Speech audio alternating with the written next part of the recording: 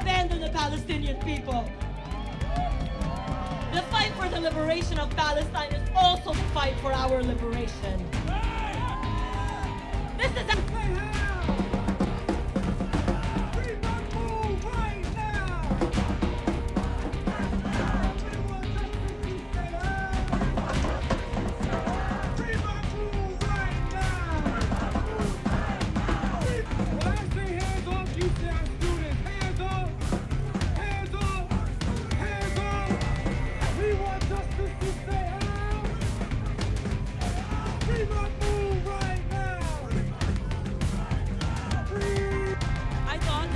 democracy is under threat, that we are supposed to live in a country where people have rights, where people have First Amendment rights, have the right to freedom of speech, have the right to protest, have the right to take the streets.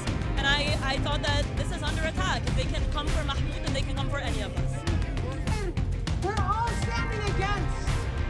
And that is what the Trump administration is trying to protect. They are trying to intimidate people, they're trying to scare people, but what they don't understand is that the people who fight for Palestine, they know what we're up against. We understand where this country stands on Palestine, and we are prepared to fight back.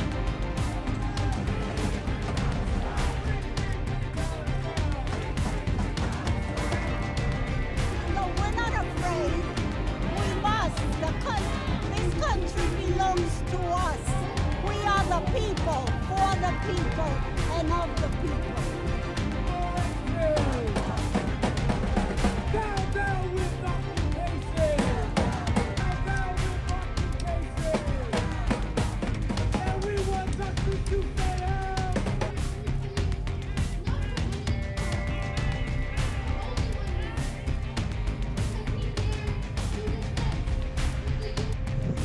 A U.S. immigration judge ruled on Friday that Columbia student and Palestinian activist Mahmoud Khalil can be deported, allowing President Donald Trump's administration to proceed with its efforts to deport Khalil, who was arrested in New York City a month ago, but has not been charged with a crime.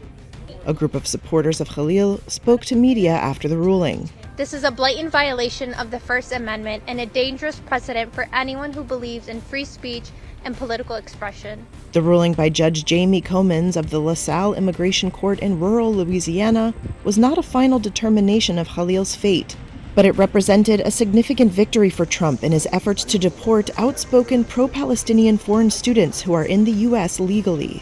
Citing the 1952 Immigration and Nationality Act, U.S. Secretary of State Marco Rubio determined last month that Khalil could harm American foreign policy interests and should be deported for his, quote, otherwise lawful speech and activism. Comins' decision followed a combative 90-minute hearing in a court housed inside a privately run immigration detention center. Members of Khalil's legal team, who say they were given less than 48 hours to review a letter and evidence submitted by Rubio, expressed their dismay during a video press conference. It was the epitome of the lack of due process in a court proceeding in this country.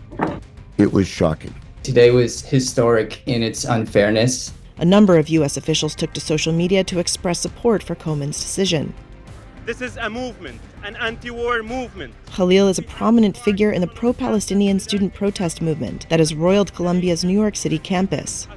He was born in a Palestinian refugee camp in Syria, holds Algerian citizenship, and became a U.S. lawful permanent resident last year. Khalil's wife is a U.S. citizen. She will soon give birth to the couple's first child.